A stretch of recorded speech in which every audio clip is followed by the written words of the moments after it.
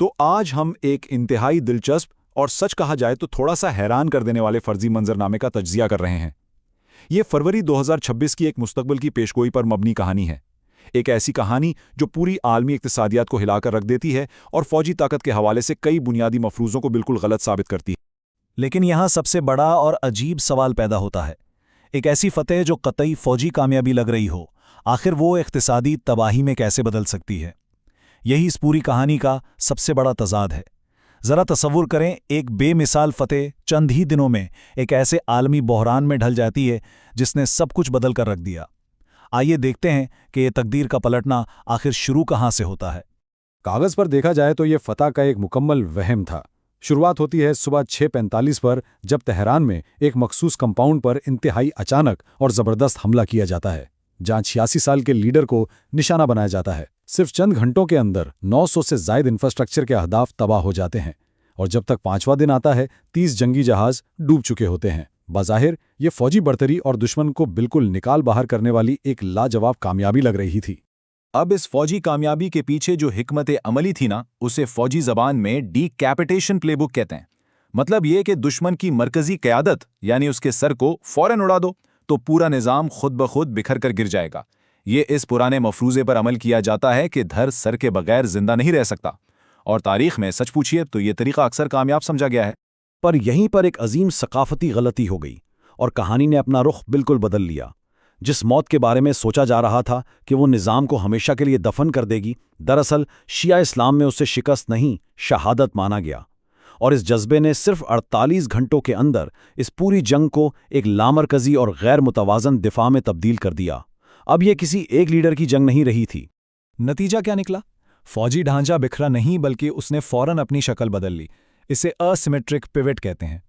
فوراً فوجی کمانڈ کو چھوٹے چھوٹے علاقائی سیلز میں تقسیم کر دیا گیا۔ دوسرا بڑا فیصلہ یہ ہوا کہ بھاری آبادی والے شہروں کا دفاع کرنا ہی چھوڑ دیا گیا، اور تیسرا سب سے اہم اور خطرناک قدم، نشانہ گلف ریاستوں کے اقتصادی انجن کی طرف موڑ دیا گیا۔ میدان جنگ ہی پورا تبدیل ہو گیا۔ اب یہاں ذہن میں آتا ہے کہ آخر نیوٹرل لگنے والی گلف ریاستوں کو ہی کیوں نشانہ بنایا گیا؟ اس کی وجہ ہے پیٹرو ڈالر نظام۔ یہ وہ عالمی نظام ہے جہاں سعودی عربیہ، UAE اور قطر جیسی ریاستیں اپنا تیل US ڈالرز میں بیچتی ہیں اور وہی منافع واپس امریکی اثاثوں میں نویش کرتی ہیں۔ یہ نظام عالمی اقتصادیت کی ایک نہ دکھنے والی ریڑھ کی ہڈی ہے، اور ٹھیک اسی رد عمل نے اس کہانی کا رخ معیشت کی تباہی کی طرف موڑ دیا۔ جواباری حملوں کے لیے جو اہداف چنے گئے وہ انتہائی نازک اور مخصوص تھے، جیسے کہ بحرین میں موجود 5th فلیٹ کا ہیڈ کوارٹر، راستہ نورہ میں ارامکو کی سب سے بڑی آئل ریفائنری، اور دنیا کے مصروف ترین ہوائی اڈوں میں سے ایک دبئی انٹرنیشنل ایئرپورٹ۔ مقصد صرف اینٹیں گرانا نہیں تھا، بلکہ خطے میں موجود مخالف مالیاتی اور فوجی اثر و رسوخ کی جڑیں کاٹنا تھا۔ یہ شہر اور ان کی خوبصورت آسمان سے باتیں کرتی عمارتیں بلا شبہ انجینئرنگ کے معجزے ہیں، مگر ان کی بنیاد ایک انتہائی خطرناک اور غلط مفروضے پر رکھی گئی تھی کہ یہاں کبھی جنگ نہیں پہنچے گی۔ ان شہروں کا سب سے بڑا مسئلہ ان کا غیر ملکی آبادی پر انحصار ہے۔ مثال کے طور پر دبئی کی آبادی کا 90% حصہ غیر ملکی ہے۔ ایسے میں جیسے ہی حالات خراب ہوتے ہیں، یہ آبادی فوراً ملک چھوڑنے لگتی ہے اور نظام جام ہو جاتا ہے۔ اور اس سب افراتفری کے درمیان صرف ایک نمبر اس پوری عالمی جنگ کا رخ طے کر رہا تھا: 21۔ یہ 21 آخر ہے کیا؟ یہ اسٹریٹ آف ہارموز کی چوڑائی ہے، صرف 21 میل۔ ذرا سوچئے، اتنا تنگ راستہ اور اس پر قبضہ پوری دنیا کو ہلا کر رکھ دینے کے لیے کافی ہے۔ اس چوک پوائنٹ کی اہمیت کا اندازہ اس بات سے لگائیں کہ دنیا کا 20%، جی ہاں 20% تیل روزانہ اس تنگ راستے سے گزرتا ہے۔ جب 2 مارچ کو اسٹریٹ کو فوجی حوالے سے بند کیا گیا تو عالمی تیل کی فراہمی کا ایک بہت بڑا حصہ اچانک پھنس گیا۔ ان ممالک کے لیے جیسے جاپان اور انڈیا جو اپنی توانائی کی ضروریات کے لیے اس راستے پر شدید انحصار کرتے ہیں، راتوں رات ایک عالمی بحران کھڑا ہو گیا۔ اور اس ناکہ بندی کا اقتصادی اثر کتنا تیز تھا! صرف ایک ہفتے کے اندر برنٹ کروڈ آئل کی قیمت نے $100 کا نشان پار کیا اور $126 فی بیرل تک جا پہنچی۔ پچھلے 4 سالوں میں ایسی قیمت نہیں دیکھی گئی تھی۔ یہ سیدھا عالمی مہنگائی کی طرف ایک بیان تھا۔ لیکن ٹھہریں، ایک اور اہم پہلو ہے جو اکثر نظر انداز ہو جاتا ہے۔ یہ اسٹریٹ صرف تیل باہر نہیں نکالتا، یہ کھانا اور ضروری دوائیں اندر بھی لاتا ہے۔ گلف ریاستیں کسی لمبی عالمی ناکہ بندی کی صورت میں خود کو کھلانا افورڈ نہیں کر سکتیں۔ یہ ان کی سب سے بڑی کمزوری ثابت ہوئی۔ بات صرف فوجی خطرے کی نہیں تھی، سمندری راستے بند ہونے کی ایک اور وجہ تھی: سمندری انشورنس کا بحران۔ पहला झटका, इंश्योरर्स ने वॉर रिस्क पॉलिसीज फौरन मनसूख कर दी। फिर सबसे ज़रूरी प्रोटेक्शन एंड इंडेमनिटी इंश्योरेंस वापस ले ली गई। और नतीजा क्या निकला? असल हथियार से ज़्यादा ड्रोन स्ट्राइक के सिर्फ खतरे ने एक ही हफ्ते में कमर्शियल टैंकर ट्रैफिक को 81% तक गिरा दिया। खौफ हकीकत से बड़ा हथियार बन गया। अगर कोई जहाज फिर भी वहां से गुजरने की हिम्मत करता तो उसकी कीमत सुनकर होश उड़ जाएं, $5 मिलियन। जी हां, ये एक बड़े ऑयल टैंकर के सिर्फ एक सफर का इंश्योरेंस प्रीमियम बन गया। मालियाती और हिसाबी तौर पर कमर्शियल शिपिंग करना बिल्कुल गैर माकूल और नामुमकिन हो चुका था। इस इक्तिसादी तनाव के दरमियान एक दिलचस्प बल्कि चुभाता हुआ सवाल बनता है, दुनिया के बेहतरीन और जदीद तरीन दिफाई निज़ाम आखिर इन सस्ते और आम से ड्रोन्स को रोकने में क्यों नाकाम रह जाते हैं? ये सवाल हमारी तवज्जो फौजी सलाहियत से हटाकर जंग की इक्तिसादियात की तरफ ले जाता है। इसे समझने के लिए नुकसान पहुंचाने की इक्तिसादियात को देखना होगा। एक तरफ है शाहिद 136 ड्रोन, कीमत $20 से $50,000, जो किसी आम फ्लैटबेड ट्रक से आसानी से चला दिया जाता है और महीने में सैकड़ों बन जाते हैं।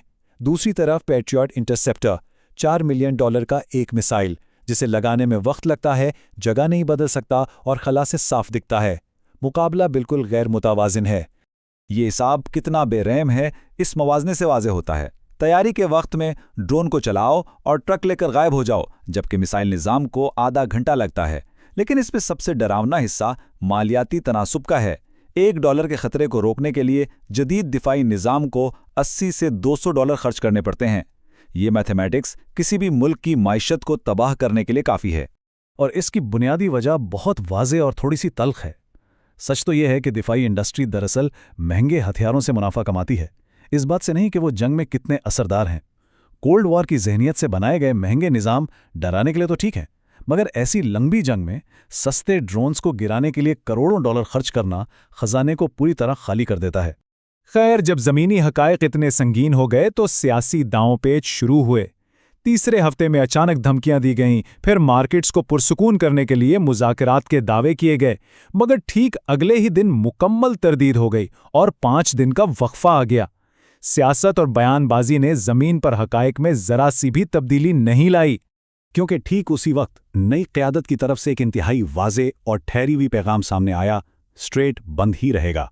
इन चंद लफ्ज़ों ने पूरी दुनिया को बता दिया कि मरकज़ी लीडर की मौत के बावजूद निज़ाम बिखरा नहीं। डीकैपिटेशन की स्ट्रैटेजी पूरी तरह और बुरी तरह नाकाम हो चुकी थी। इस सारी सूरत हाल ने एक अजीब बैनुल-अक़वामी उलझन खड़ी कर दी है। इसे कहते हैं द इंपीरियल ट्रैप या साम्राज्य जाल। अगर वहां से निकल जाएं तो पेट्रो डॉलर निज़ाम टूटता है और एतमाद ख़त्म होता है, और अगर रुकें तो आलमी इक्तिसादियत का रोज़ाना खून बहता है और रोज़ाना करोड़ों डॉलर सिर्फ हवा में जलाने पड़ते हैं। ये एक ऐसी बंद गली है जहां आगे कुआं और पीछे खाई है। और आखिर में ये गहरा कौल उभर कर सामने आता है, जो साम्राज्य जंग से बनता है उसे खुद को जंग से ही कायम रखना पड़ता है। ये पूरा फर्जी मंजरनामा हमें ये सोचने पर मजबूर कर देता है कि क्या वाकई फौजी ताकत के बेपनाह अखराजात के जरिए आलमी गलबा तवील अरसे तक बरकरार रखा जा सकता है, खास तौर पर तब जब नए दौर की सस्ती तकनीक करोड़ों डॉलर के असलहे पर भारी पड़ रही हो। ये तज्जिया यकीनन मुस्तकबिल के फौजी और इक्तिसादी फैसलों पर एक बहुत बड़ा सवालिया निशान छोड़ जाता है।